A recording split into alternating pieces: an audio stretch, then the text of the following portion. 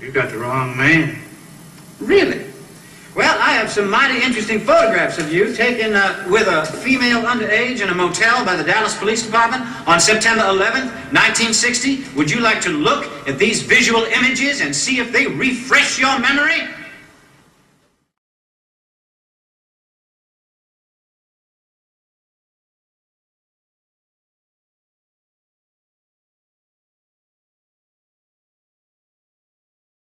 Now, you've all seen what we're calling ground zero many, many times. We've seen it from a variety of angles. It is rubble and it is dust. And that, of course, raises the question of health and structures in danger. Here's ABC's Robert Krulwich. It is hard to conceive, but 3 days ago, both World Trade Towers rose 1,362 feet into the sky. Visit those same towers today. At their tallest point, they rise maybe 100 feet above the street.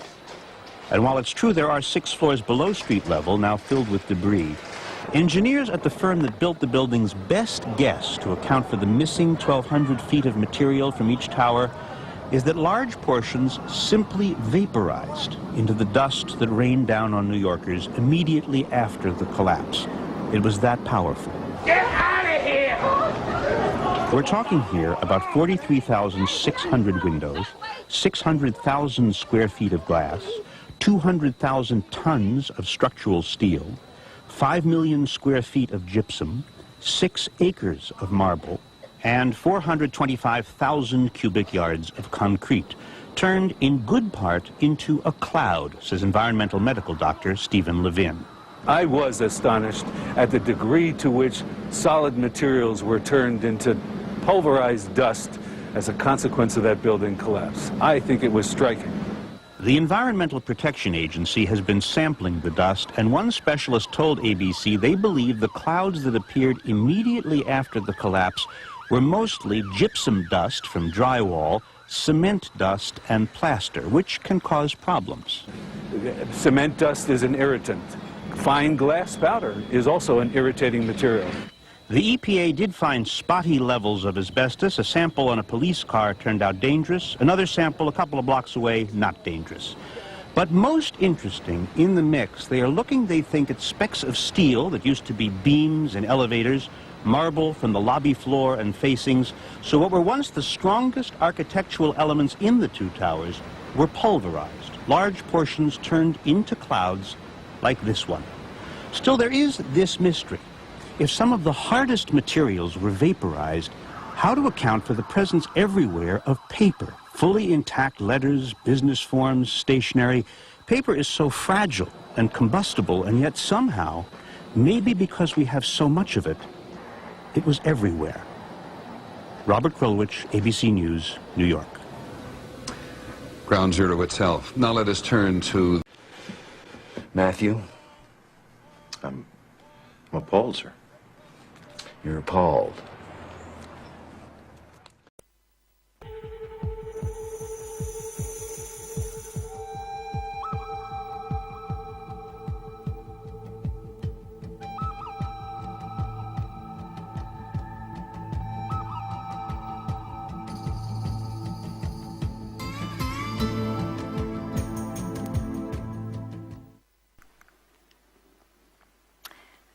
A bunch of cars went into spontaneous combustion, apparent spontaneous combustion up here with a sea of unburned paper in between.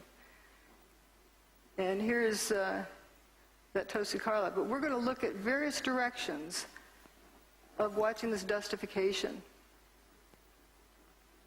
There's a cluster of core columns that remains here. Watch what happens to them.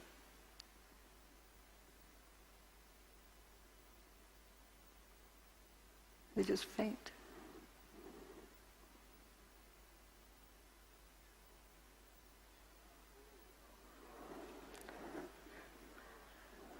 I believe that's the upper part of where those firefighters survived in Stairwell B.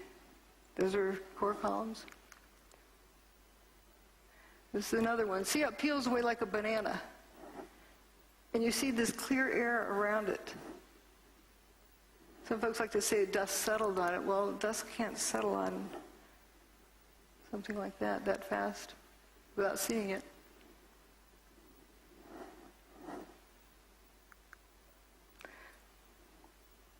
And there's from across the river, you can see those two. And then there's a sequence from the northern view. And, you know, my detractors like to say, oh, it fell over. And because the dust was so fine, it hung in the air. Well, if the dust is so fine it hung in the air, how could it be settled instantly on these vertical columns? We saw it was peeled away like a banana. But it comes a point where it's no longer a crisp boundary and just turns to dust. I call it dustification. What happened to his engine? Evidence of levitation. So the tower came down, I was across the street, and I picked up the camera just out of habit. And something in the back of my mind said, run, run, run. And never in 20 years of shooting in New York have I run from an assignment. But something in the back of my head just said, run. And as I hit the corner of Liberty Street, it was almost being picked up by a tornado, almost being picked up by a wave. It was like being picked up by the black cloud. That black cloud had substance. It was like night, but it had a solid feel to it. It was like gravel, hot gravel, and just picked me up and tossed me about a block. At one second I was running, and the next second I was airborne. And I lost my glasses, I lost my cell phone, I lost my pager, but managed to hold on to both cameras. But it threw you for a block? I was back down at Ground Zero last week and walked the area where I have a pretty good recollection of where I was and where I wound up, and it was just under a city block.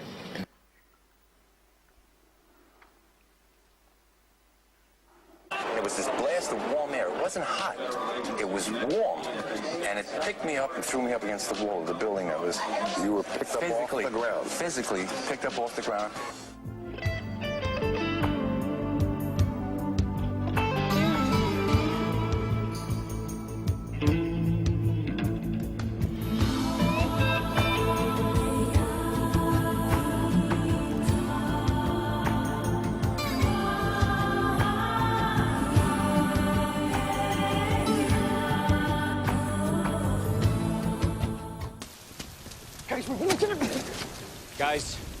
Guys, can we just not do this today?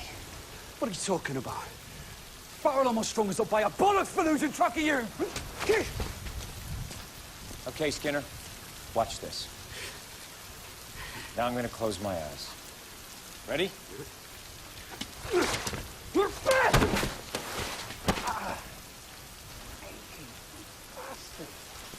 I didn't mind the extra push-ups.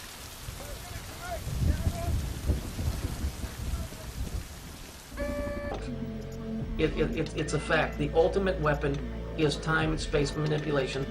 And to put it in a more understandable way, let's say you're going to get in a fist fight with a guy, and you can go back before you get in a fist fight with a guy, and you're standing out of the way before he throws the punch.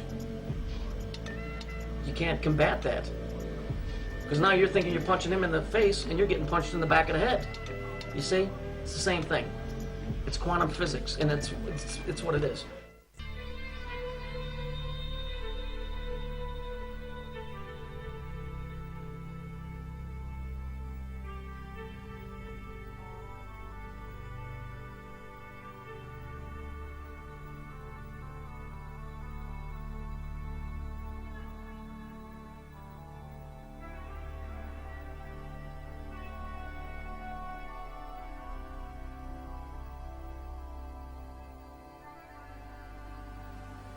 Now this is interesting. This is from the same video that whoever made it. If we look, what do we have here? We have an 8-sided object. That's not a Ferris wheel, folks. That's an 8-sided object. An octagon always in the occult represents a stargate or a gate, a passageway. Just like CERN. CERN, if you look at it, and I'll put a picture in, it has 8 sides. interestingly enough, who's sitting right next to him? Oh, our little buddy, the black cube. So here we have time and space again, with a gate, with a Stargate, or with a gateway. I don't like that word Stargate because it's too industrial. It's a gate to something. All I know is the third dimensional evidence does not add up to third dimensional destruction. Planes don't disappear, bodies aren't found, steel is reduced to nothing, the concrete is completely dust. You know, if you really still think that this was done in a third dimension, well, then you believe everything the government tells you. This was done with very high physics. You see this 10-sided thing here, or 8-sided thing? See the cube? You see how it's facing where the towers were? Okay, I find that interesting that they cued in on the picture from this angle and they show it. What's more interesting is, here's a sea-based HARP unit with the same configuration. So, this cube and this, they're doing something with time. Something is going on with time and space. That's why nobody can figure out how these towers came down. The planes are out of whack, or they're not there, or people didn't see the same thing. It all goes back to Saturn. See, the old saying is what? All roads lead to Rome. No, not quite. They all lead to Saturn. You know why? Because Italy, Google it, its original name was the land of Saturnia. All roads lead to Saturn. That's the truth. As I was saying, that's not really an estimate. Those are exact figures. I had a printout here of the cash flow of the bank for the past 2 months. How do you get this information? It just comes to you. This stuff just flies through the air. They send this information out. I mean, it's just beamed out all over the fucking place. You all have to do is know how to grab it. See how to grab it.